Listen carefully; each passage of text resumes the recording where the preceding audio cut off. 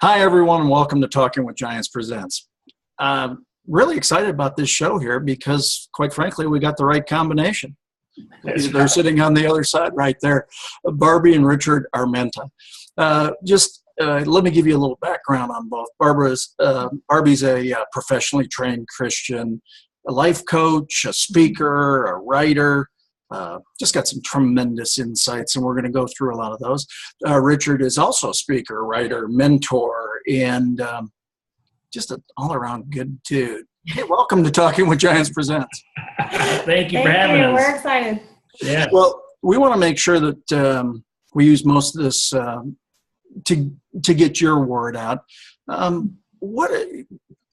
Please share with everybody a little bit of your path so that we can then do a little deeper dive as we go along. Mm-hmm. Where do you want to start? You want to start?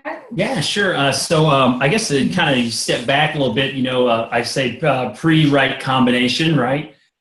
So I was, living my life in a way that was kind of, outside the realms of spiritual living, with, really not focused on Christ and really centered with Christ. And I had just gone through a divorce and really had just about 3 months after my divorce, my wife had filed for divorce, and then our dad died. I'm sorry, let's get this right. So February of '99, my dad passed away, and then 3 months later, my wife filed for divorce, and it kind of set me in a reel, and I was just kind of spinning. And I'd always kind of, and at that time, I was really just starting to focus and trying to really get my walk on with God. We had a little daughter, and I was like, I really need to get this right. And then all that took place, and it just really set me in a dark spot. I would say from like 2000 to 2003. And during that time, I got kind of caught up in using some drugs that really just got a hold of me. And that put me in a faith-based treatment center. But that's where God really showed up. I mean, it was something that I think, was God ordained the place that I found and went to was just filled with the Holy Spirit. It was a faith-based treatment center. And I tell people that when I walked in there, I was one man. And then when I left, I was a completely different man. It was truly, if I had to say anything and compare it to anything, it was truly my road to Damascus. It was the scaling of the eyes, going blind, and then the falling off and being a completely different man. Because when I left there, I was full on fire for God, and the way that I used to live my life ended. I walked out of there and I was a completely different man, and it was like, okay, these are the things that I do not do anymore. And one of them specifically being, I do not have sex outside of marriage anymore. Because that was just, as I like to say, tell people, I went in there for using one drug, but I always tell people that was also a drug of choice for me. Sure. Sex, so that's kind of where the whole right comment is. So when I started dating again and looking about where do I live, how do I walk this out? Well, for a long time, I didn't date at all. And then my sister was bugging me, like you should start dating. So I went online. And that's where the whole right combination kicked off, because when I went online to start, just kind of fishing the waters again, I guess I should say, my tagline in my online profile was padlock, looking for the right combination. That's awesome. Turn that down. No, that's right. And so then, of course, the lovely Barbie is there. So how does this all come together to start to form this right combination? Of course, it was so easy. Yeah. Oh, of course. Not hard at all. No, I had been divorced for a few years and raising my 3 boys, and I was dating and not necessarily doing everything God's way. I was holding on to God with everything else, but I thought I had the dating thing down, and so when I met him, he went out the first night. It was like, for me, it was like lightning. He checked off all the things on my list of things I wanted, including wearing flip-flops with jeans. I know, as stupid as that is, but that was one of my things that I liked. So when we met, I immediately was interested in him, and then had a fabulous first date, went out dancing, had pancakes at 4 a.m. It was awesome. And then the next day, he let me know that he was not having sex outside of marriage. And I thought, oh, that is so sweet. Initially. Until it got difficult, because, no one else is doing it that way. Well, so let's Or address feel that way. because it's not the norm, and to kind of recenter yourself in such a great way spiritually, and to just go back and say, okay, I'm going to go God's way in this, and Barbie probably didn't have any questions for you along the way, did she, Richard? Yeah, just I would probably say just a few. As you said, it's not the norm, right? And I think I share a story often that I was in a singles event, and we were doing a mock wedding, and then they were talking about sex outside of marriage and how the world looks at us as Christians. How the world looks at us as the oddball out. And I remember specifically looking at this pastor that was leading singles ministry, and I said, what's funny? I said, as I'm in a room full of Christians, in which at that time, there was probably about 300, 400 Christians in that room. And I said, but yet I still feel like I'm the oddball out. So as you start really walking this out, and and really start living it out, and you start this dating, what you find is, that as they start questioning, does he really like me? Is he really that into me? Because that's what my friends would say. Right. My friends would say, he's just not into you. Y'all are just friends. You're wasting your time. So the pressures of the world started coming out. Yes. And the girlfriends had seen the movie. He's just not that into you, right? Exactly. Exactly. And so that's what the world was saying. And so how did that, sorry, I didn't mean to talk over you there, but how did that tweak your head through this process? Yeah, it was, I started getting stressed, but what really happened for me was one day when I was at my house, I just really felt like God was saying to me, who are you doing this for, me or him? And I knew the answer to that. It was probably for him, because the real question was, what are you going to do if this doesn't work out? Because we had only been dating for a few months.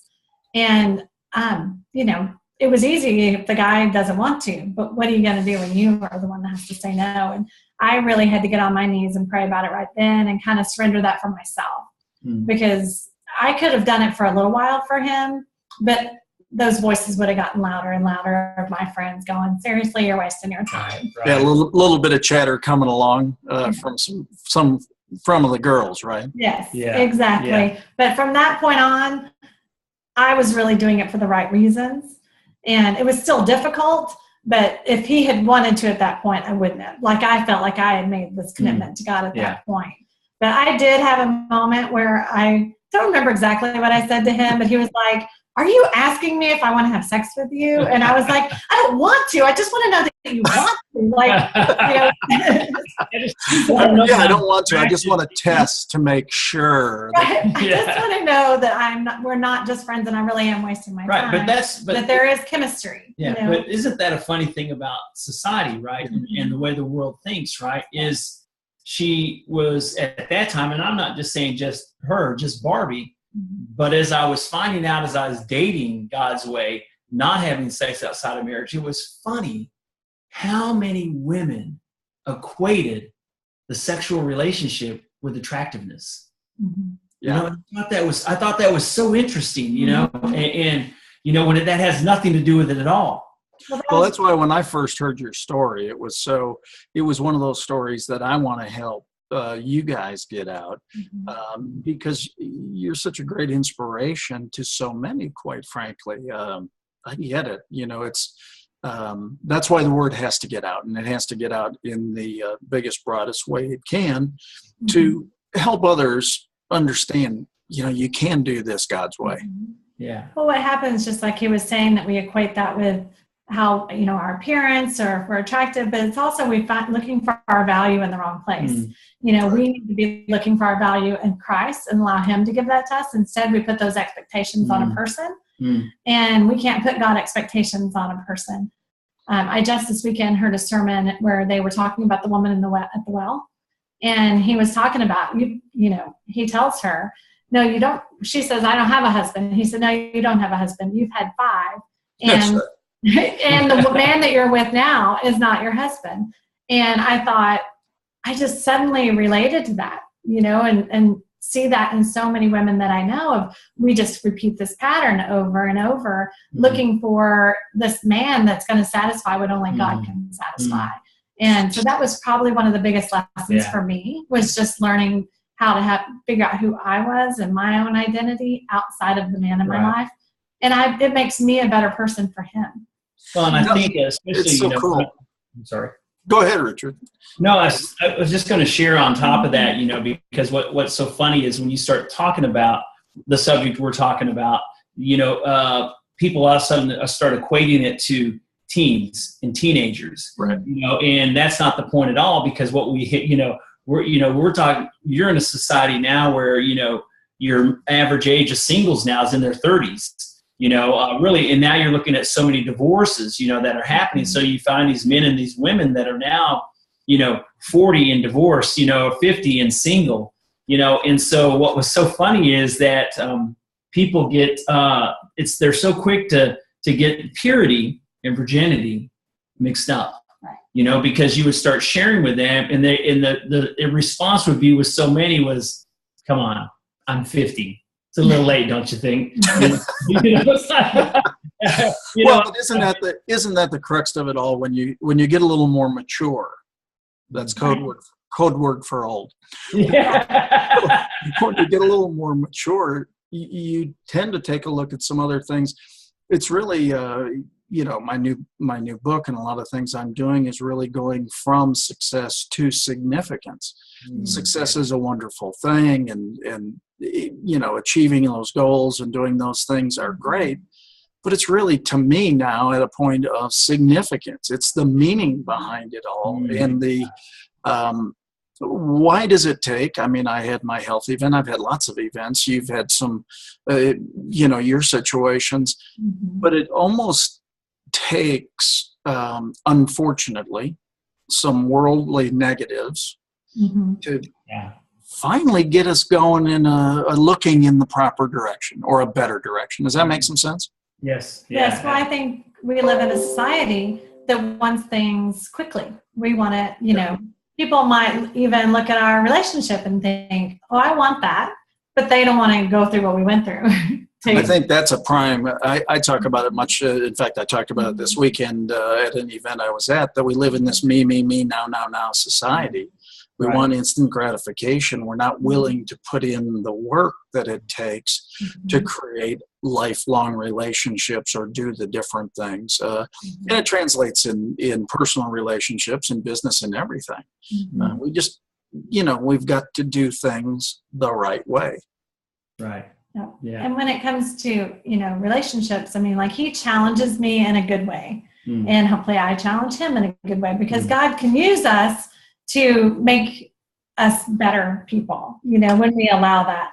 But, I know our pastor had written a book where he talked about when we look at our spouse, we see the best of us and we see the worst of us.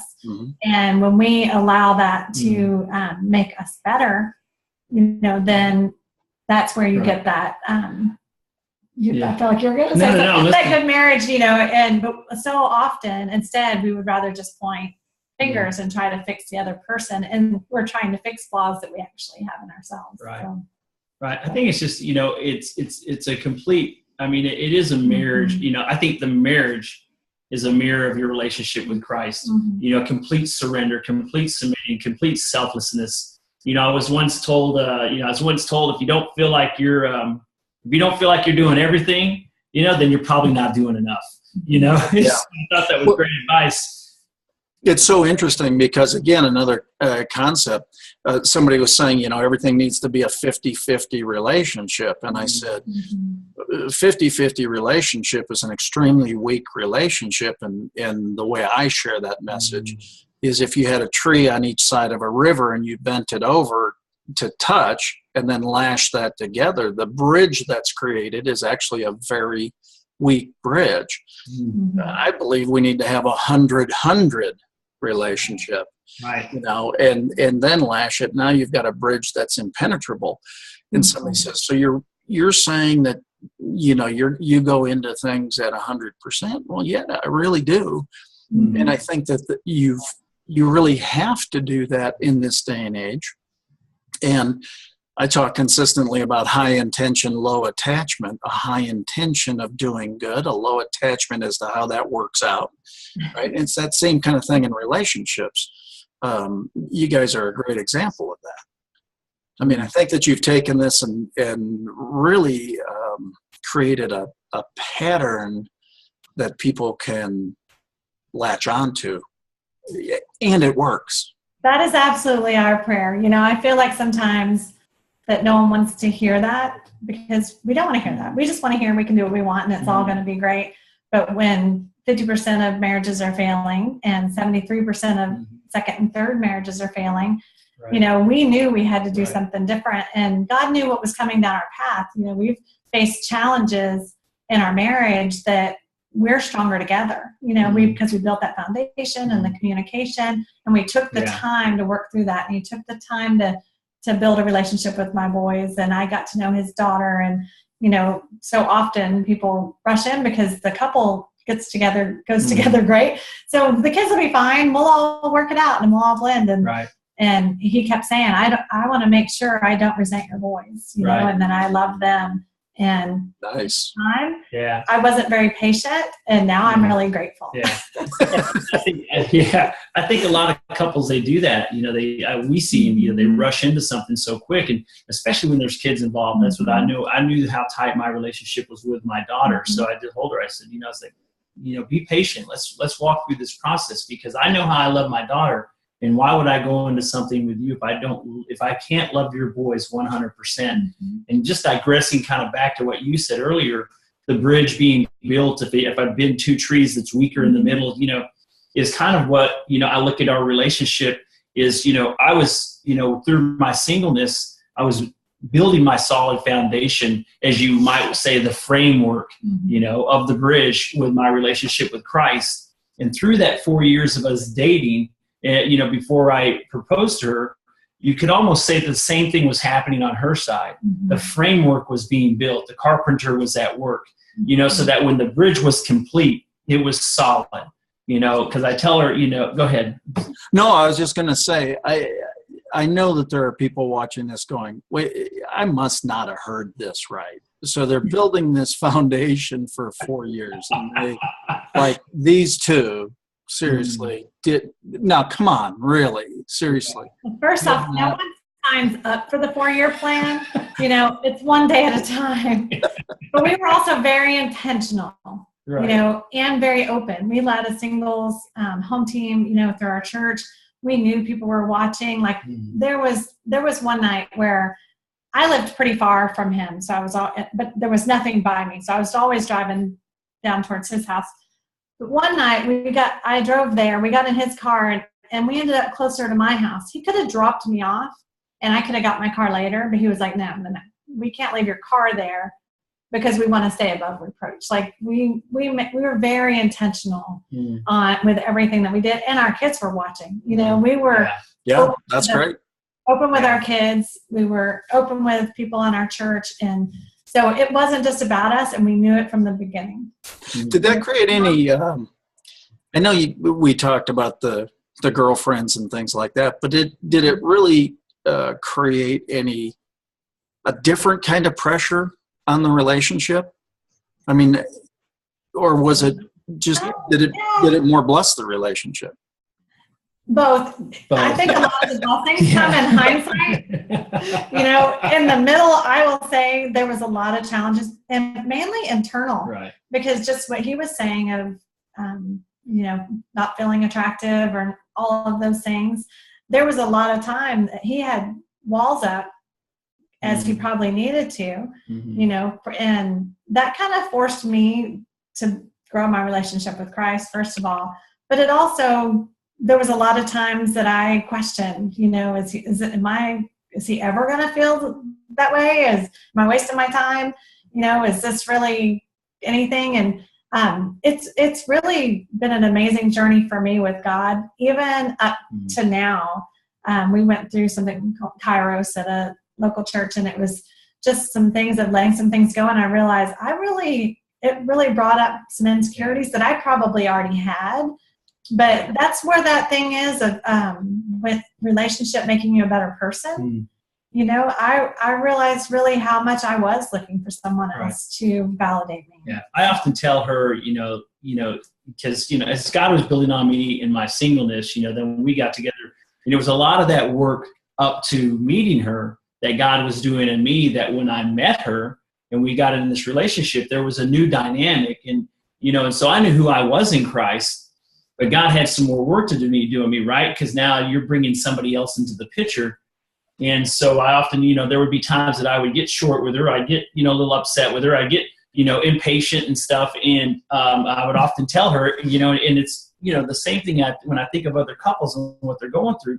If you just focus on Christ and understand what it's about, I would tell her, I said, look, I know I'm short with you. I know I'm a little upset, but here, it's not about you. It's God is working on me. And I would tell her, you are just stretching me and pulling me in ways I've never been stretched and pulled before. I haven't had to be stretched and pulled like this before, but you are making me a better me. And when I look at that, isn't that really the dynamic of what Christ does with us, right? He stretches and pulls us in such a way that it's painful. But we know in the end, he's making us a better us, Absolutely. So now that you've had that, you've been stretched, you've been pulled, you've been molded, you've done all this. Yeah. Share with everybody a little bit of the good that you're working to do and the good that you want to do from all this. For me, especially being a Christian life coach and working with women, that's really my heart now, is to share with other women that, first off, it's never too late. That, well, I'm 50, well, I'm 60. The Bible doesn't have anything, that doesn't say anything about age. Right. This is just the guidelines that he gives us. And it's guidelines and guardrails for our protection, not for our punishment. And so for me, just women realizing it's never too late. And just that God still has that abundant life that he promises us. I love John 10:10. I really felt like I lived that out. The thief comes to steal, kill, and destroy. And that's what I felt like my life had looked like through my divorce. But he says, but I have come that you may have life and have it abundantly. And that is really my heart, is just letting people know that doesn't end, that he has that for us. And it's never too late for that. That's what so through my coaching, through speaking, through, we're writing a book, and that's really what I want women.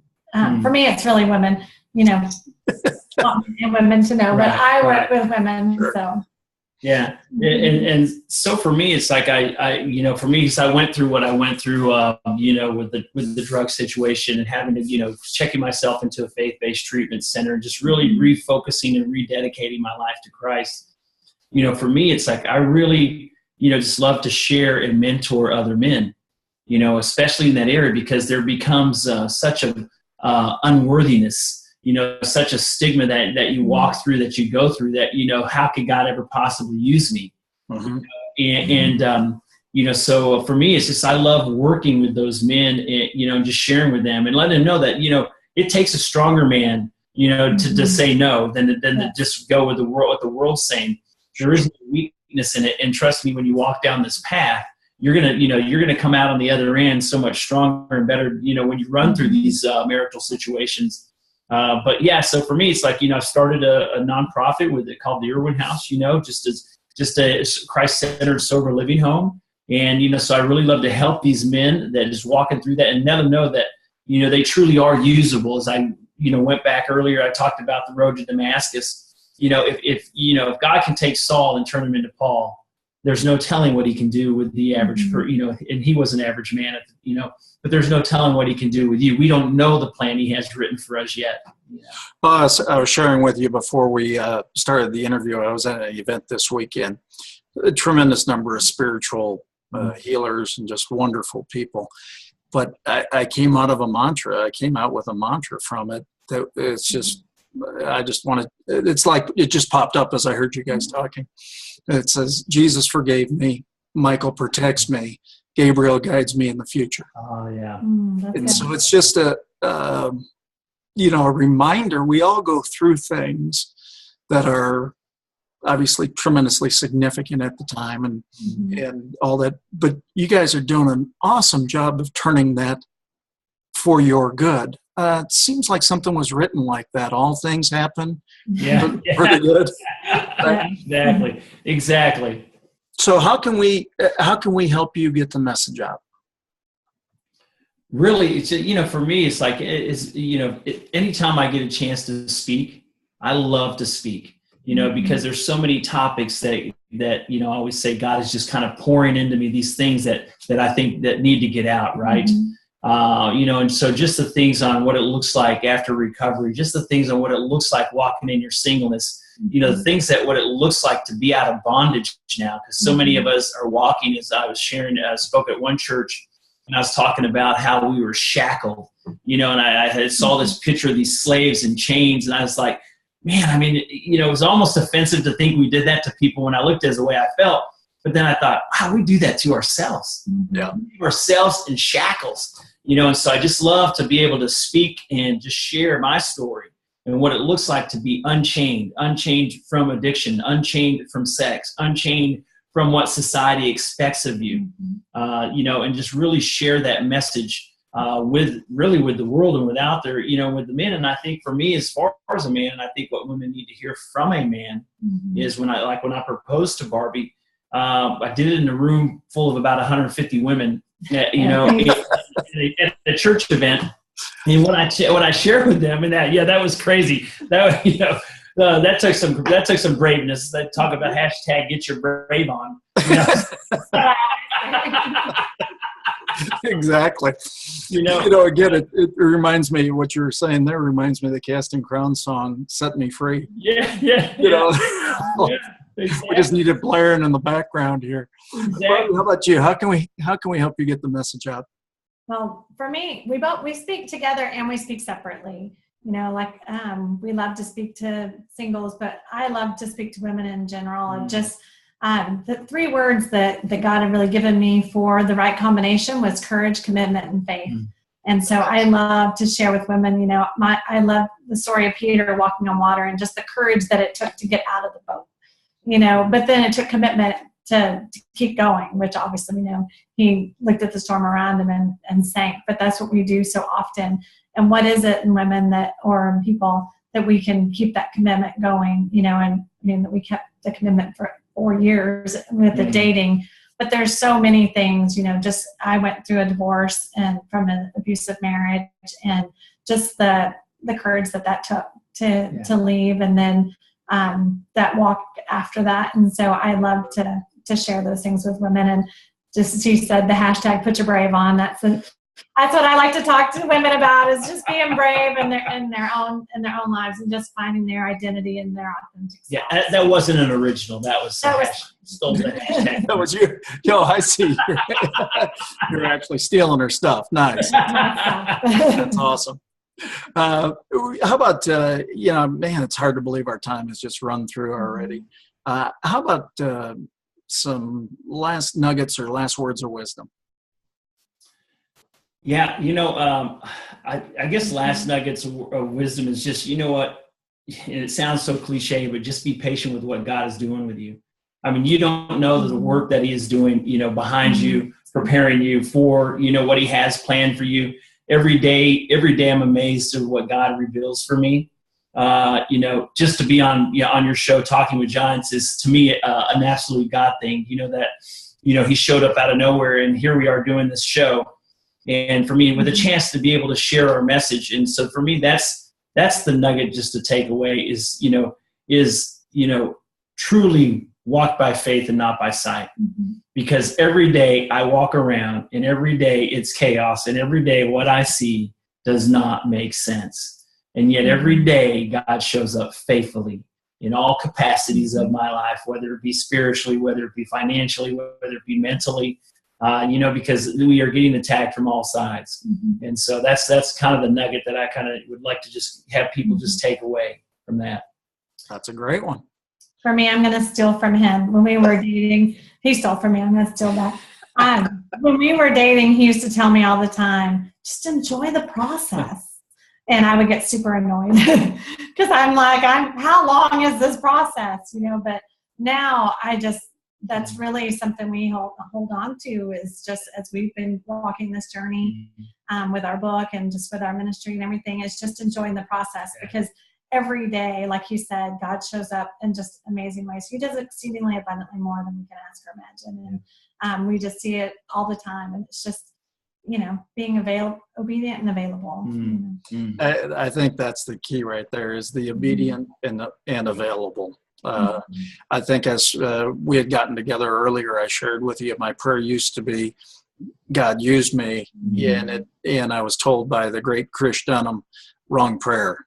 Make me usable. Yes. And you guys are an awesome example of being usable. Thanks for joining us here on Talking with Giants. It's been absolutely awesome. We're going to have to do this again, though. Yeah, let's do it. I'd love to. Thank you so much. All right. Thanks, and God bless.